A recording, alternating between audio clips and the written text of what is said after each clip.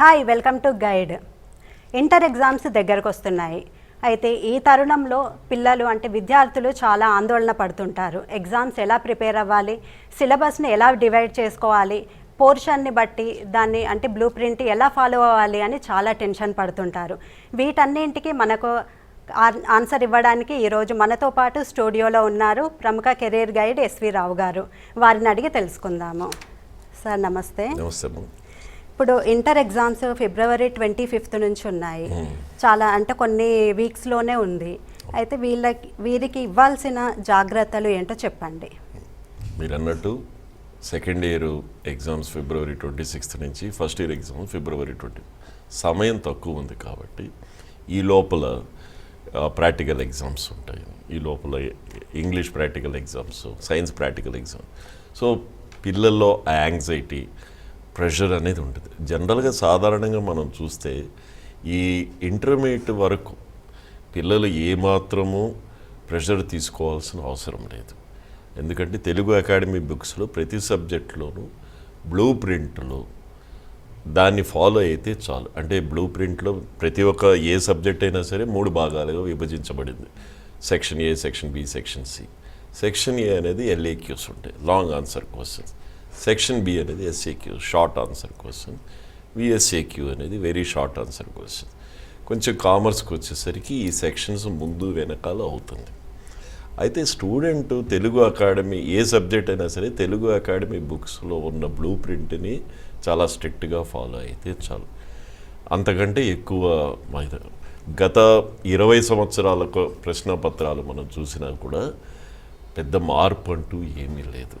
కాబట్టి previous year question పేపర్స్ని ఒక 3-4 సంవత్సరాలు ప్రీవియస్ ఇయర్ క్వశ్చన్ పేపర్ని తరోగా ఫాలో అయితే మంచి మార్కులు తెచ్చుకోగలరు స్టూడెంట్స్ ఏ సబ్జెక్టులో అయినా సరే.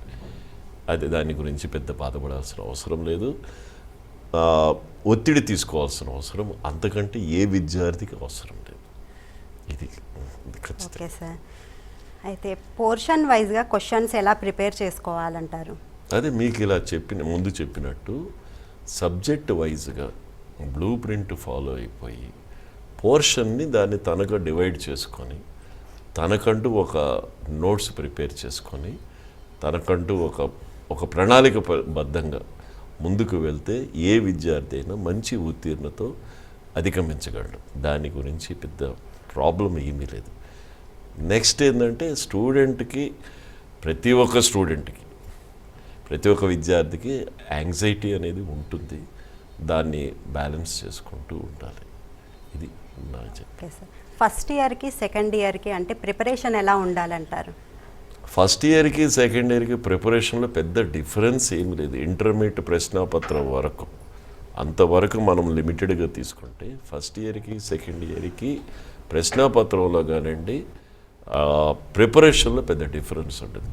కాకపోతే సెకండ్ ఇయర్ విద్యార్థికి కొంచెం ఒత్తిడి ఎక్కువ ఉంటుంది. ఎందుకంటే ఫస్ట్ ఇయర్ అయిన తర్వాత ఏ విద్యార్థి ఏ పోటీ పరీక్షలలో పాల్గొనడు, ఏ కాంపిటేటివ్ ఎగ్జామ్స్ రాయడు. కానీ సెకండ్ ఇయర్లో ఏ స్ట్రీమ్లో ఉన్నా కూడా ఏదో ఒక కాంపిటేటివ్ అంటే నీట్ కానివ్వండి, JEE మెయిన్స్ కానివ్వండి, క్లాట్ కానివ్వండి, డిజైనింగ్ కానీ ఏదో ఒకటి కాంపిటేటివ్ ఎగ్జామ్ తన స్ట్రీమ్లో తను రాస్తాడు. ఒత్తిడి అనేది కొంచెం సెకండ్ ఇయర్లో ఎక్కువ ఉంటుంది, ఫస్ట్ ఇయర్లో ఉండదు. కాబట్టి సెకండ్ ఇయర్ అనేది కొంచెం జాగ్రత్తగా తను మొదటి నుంచి ప్రిపేర్ అవుతూ మొదటి నుంచి దాని మీద కాన్సన్ట్రేట్ చేసుకుంటూ అటు పోటీ పరీక్షలకు కానీ అటు ఇంటర్మీడియట్ పరీక్షలకు కానీ సమతుల్యం చేసుకుంటూ బ్యాలెన్స్ చేసుకుంటూ ముందుకు వెళ్ళాల్సిన అవసరం ఉంటుంది.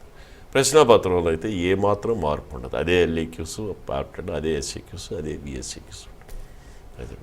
ఇప్పుడు విద్యార్థులు నైట్ అంతా కూర్చొని చదువుకుంటారు, ఎగ్జామ్ టైంకి వెళ్ళేసరికి మర్చిపోతామంటారు. మరి దీనికి అంటే ఎలా ప్రిపేర్ అవ్వాలంటారు?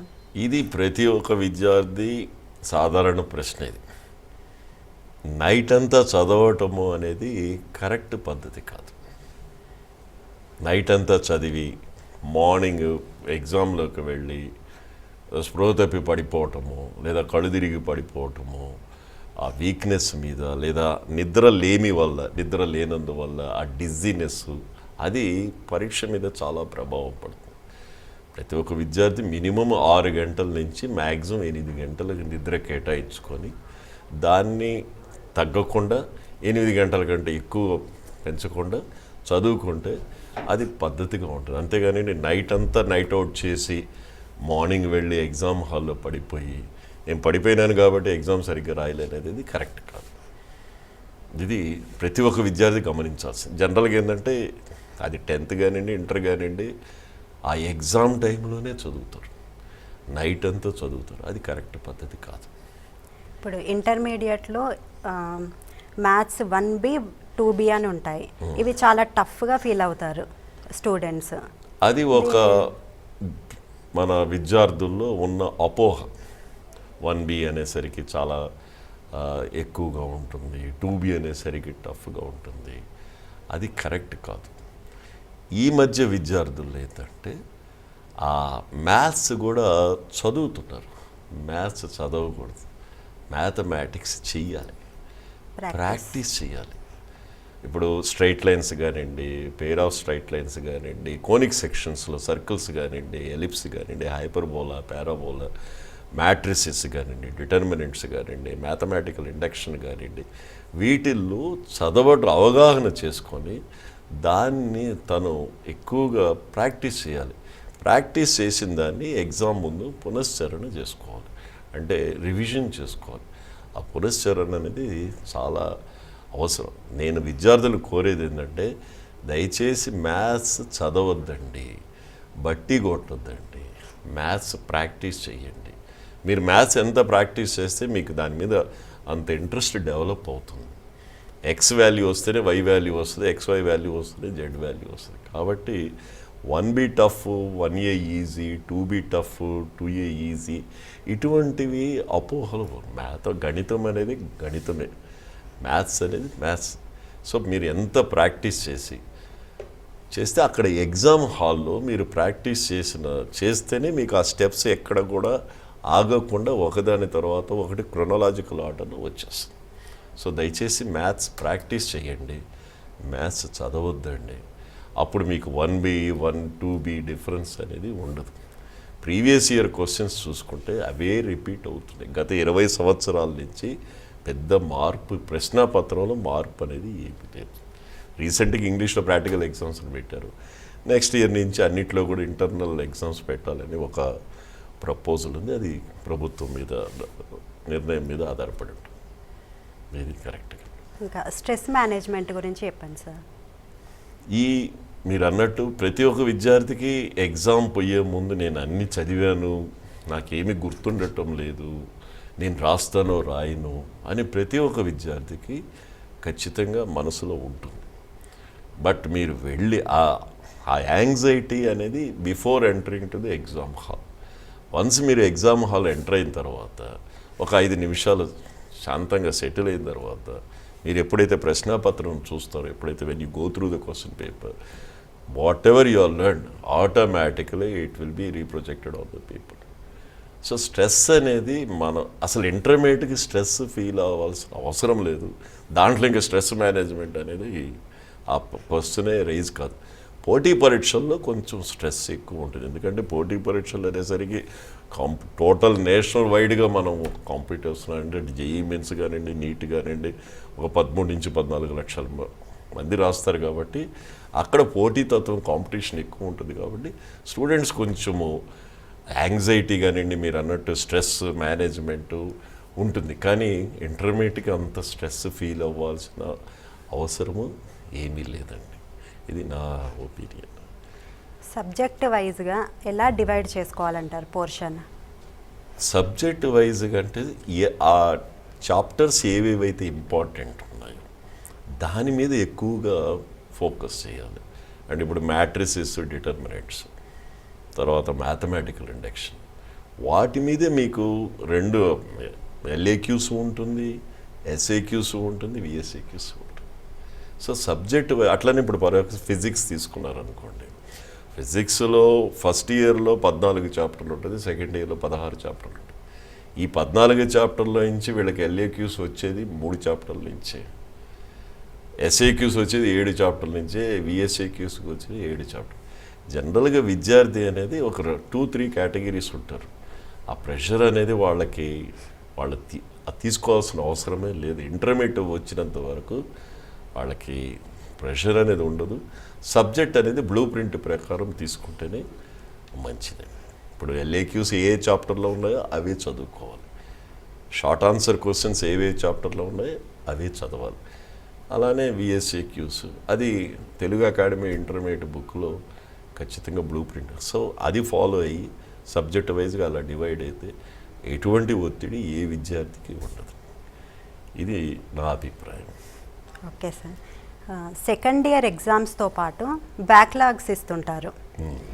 వారు అంటే ఎలాంటి జాగ్రత్తలు తీసుకోవాలి, ఎలా ప్రిపేర్ అవ్వాలి?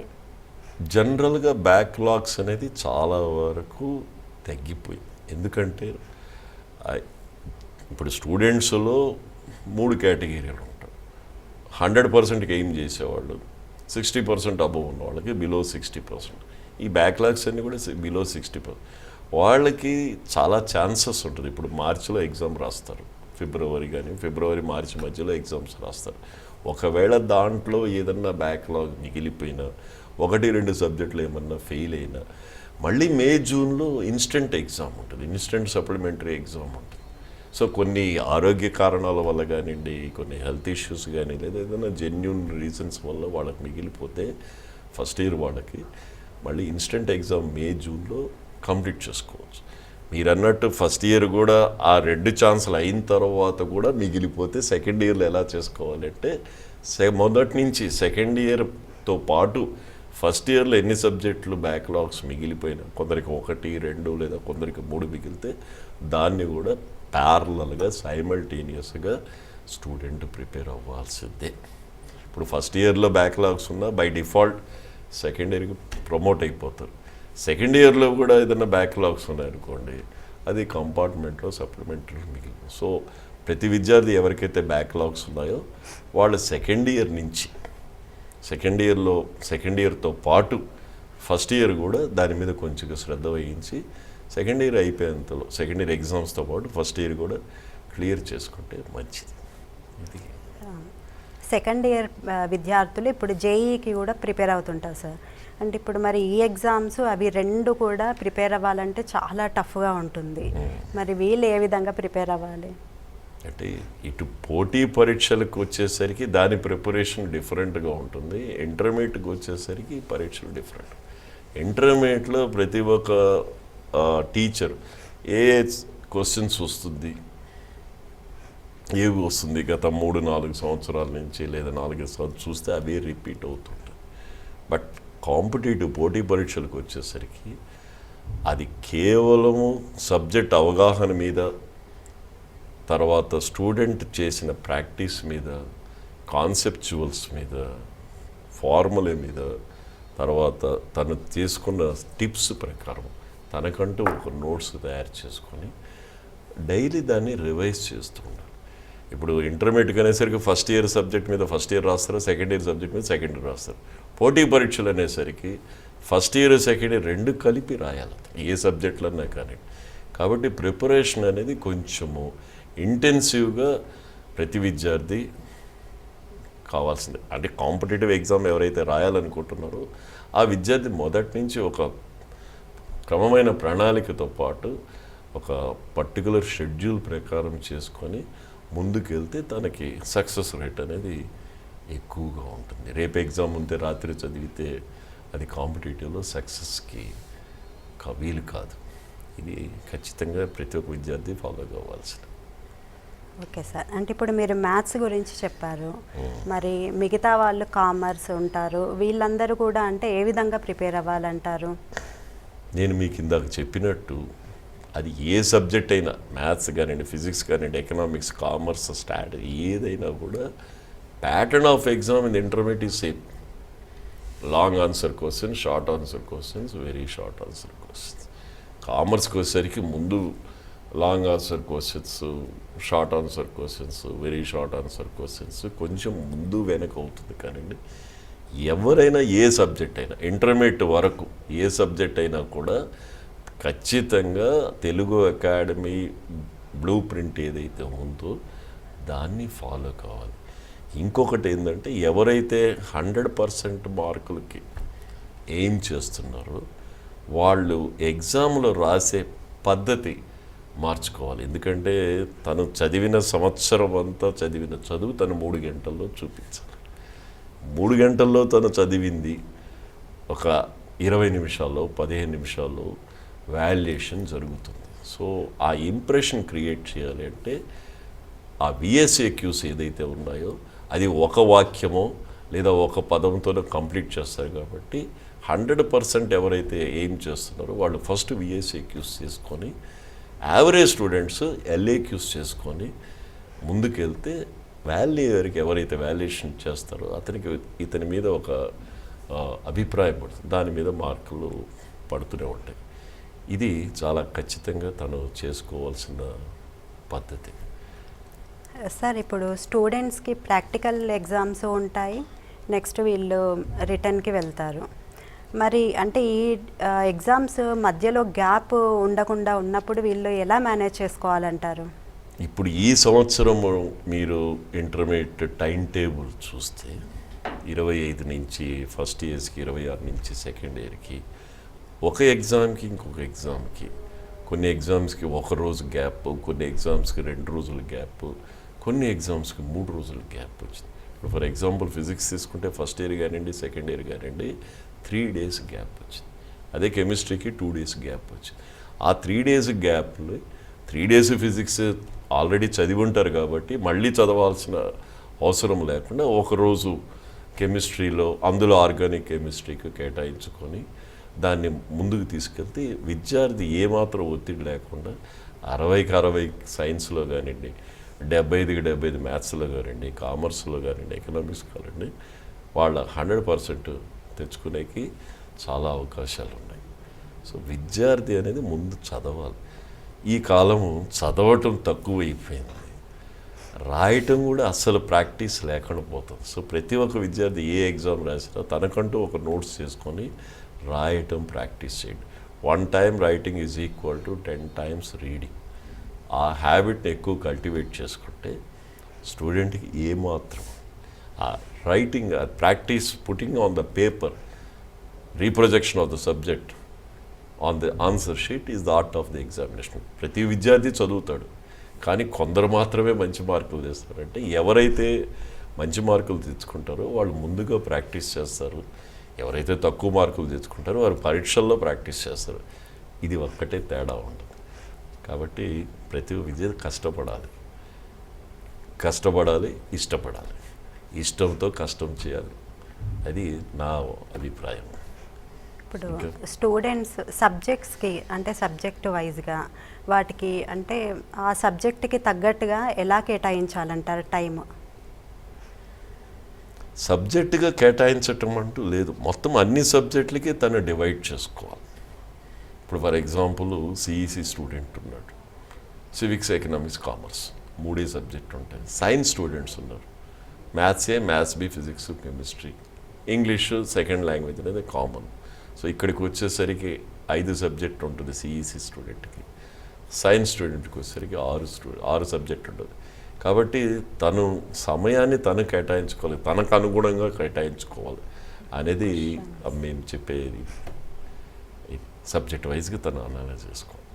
మొదటి నుంచి అకాడమిక్ ఇయర్ స్టార్ట్ అయినప్పటి నుంచి తను ఒక ప్రణాళికాబద్ధంగా ప్రిపేర్ అయితే అసలు ఇంటర్మీడియట్ అనేది ఒత్తిడి కానీ ప్రెషర్ కానీ ఏమి ఉండవు. ఎందుకంటే అవే రిపీటెడ్ క్వశ్చన్స్, అవే LAQs, అవే SAQs, అవే VSAQs ఉంటాయి. కాబట్టి సబ్జెక్ట్ని బట్టి ప్రిపేర్ అవ్వాల్సిన, అది ఎలా ప్రిపేర్ అవ్వాలనేది విద్యార్థిని బట్టి ఉంటుంది.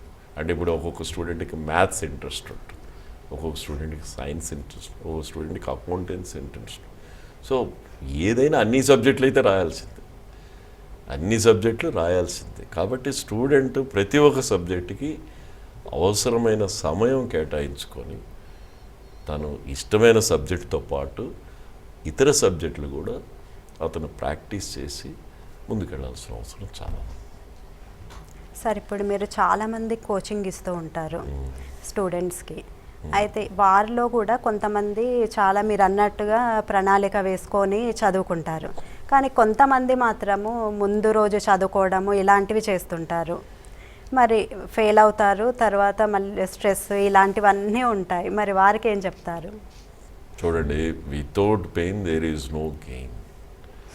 ముందు నుంచి ఒక విద్యార్థి అనేవాడు ముందు నుంచి ప్రణాళికతో పాటు ముందుకెళ్ళాలి. కానివ్వండి, రేపు ఎగ్జామ్ ఉందంటే రాత్రి కూర్చొని చదువుకొని మార్కులు తెచ్చుకుంటే ఒక్కొక్కసారి మూర్ఖులకు కూడా మార్కులు వచ్చేస్తాయి. అది తన అదృష్టం. సో మార్కులు తెచ్చుకోవటం అనేది పాస్ అవ్వడానికి ముందు రోజు చదివే విద్యార్థి 100కి 100% తెచ్చుకోవాలని కోరుకోడు. ముందు రోజు మీరు అన్నట్టు 2 రోజుల ముందు 3 రోజుల ముందు రేపు ఎగ్జామ్ ముందు చదివాడు. తన టార్గెట్ ఏంటంటే హౌ టు పాస్. ఒక్కొక్కసారి తను చదివిన క్వశ్చన్సే రావచ్చు, పాస్ అవ్వచ్చు. తను చదివిన క్వశ్చన్స్ రాకపోవచ్చు, మీరు అన్నట్టు మళ్ళీ ఫెయిల్ అవ్వచ్చు. సో ముందు రోజు 2 రోజుల ముందు చదవటం అనేది అది కరెక్ట్ అయిన పద్ధతి కాదు. ముందు నుంచి చదువుకుంటూ ఉండాలి. ముందు రోజు 2 రోజుల ముందు చదివే విద్యార్థులకి వాళ్ళ ఫలితం కూడా దానికి తగ్గట్టుగానే ఉంటుంది. వాళ్ళకి ఎక్కువ గోల్స్ కూడా ఉండవు. 100కి 100 తెచ్చుకోవాలని ఏమి ఉండదు. అది వాళ్ళ ఇష్ట ప్రకారం. ప్రతి ఒక్క గమనించుకోవాల్సింది ఏంటంటే ప్రతి ఒక్క విద్యార్థి మొదటి నుంచి చదువుకోవాలి.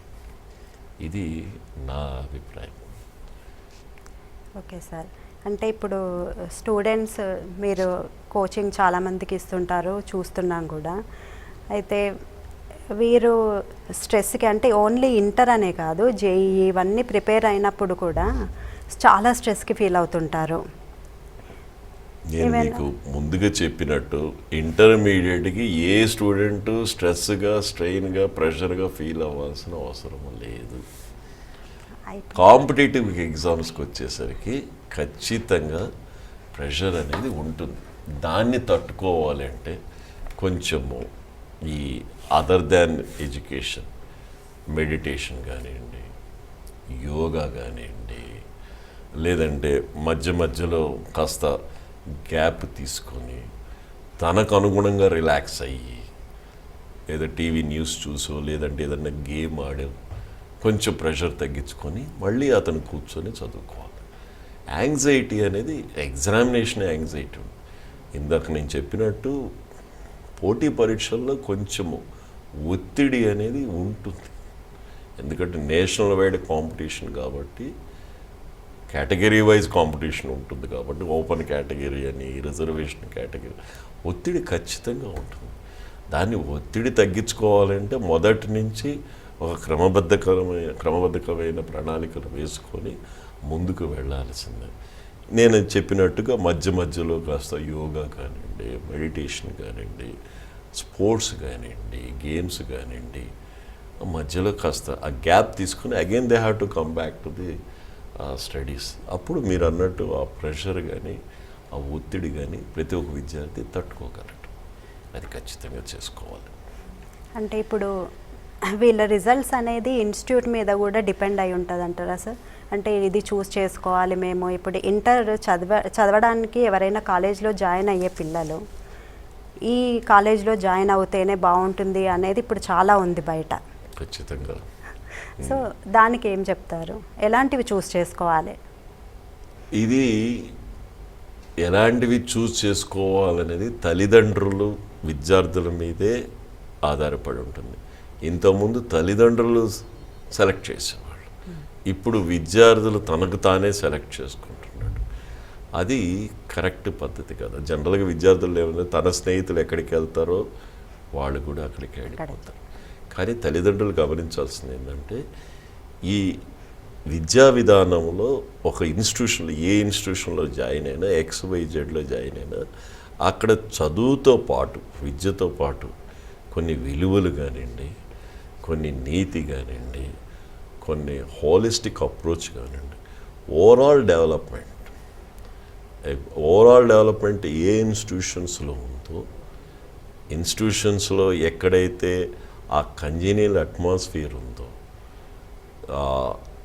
స్టూడెంట్ ఓరియంటెడ్ అట్మాస్ఫియర్ ఏదైతే ఉందో, కొంచెం ఫ్రెండ్లీ అట్మాస్ఫియర్ ఏదైతే ఉందో వాటిని ఆప్ట్ చేసుకుంటే overall development of the students in 2 years will be great. Intermediate అనేది turning point, not only subject wise.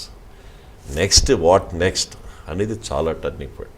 So నేను ప్రతి ఒక్క తల్లిదండ్రులకి విద్యార్థులకి చెప్పేది ఏంటంటే మీరు సెలెక్ట్ చేసుకునేది ఒక కేవలం ర్యాంకుల కొరకు సీట్ల కొరకు కాకుండా overall development of the student individuality కానీ లేదంటే సెల్ఫ్ సస్టైనబిలిటీ ఉండే ఇన్స్టిట్యూషన్స్కి వెళ్తే మీరు కొంచెం ముందు వృద్ధిలోకి అభివృద్ధిలోకి వస్తారు అనేది నా అభిప్రాయం. ఓకే సార్, కాలర్ లైన్లో ఉన్నారు, చూద్దాం. Please.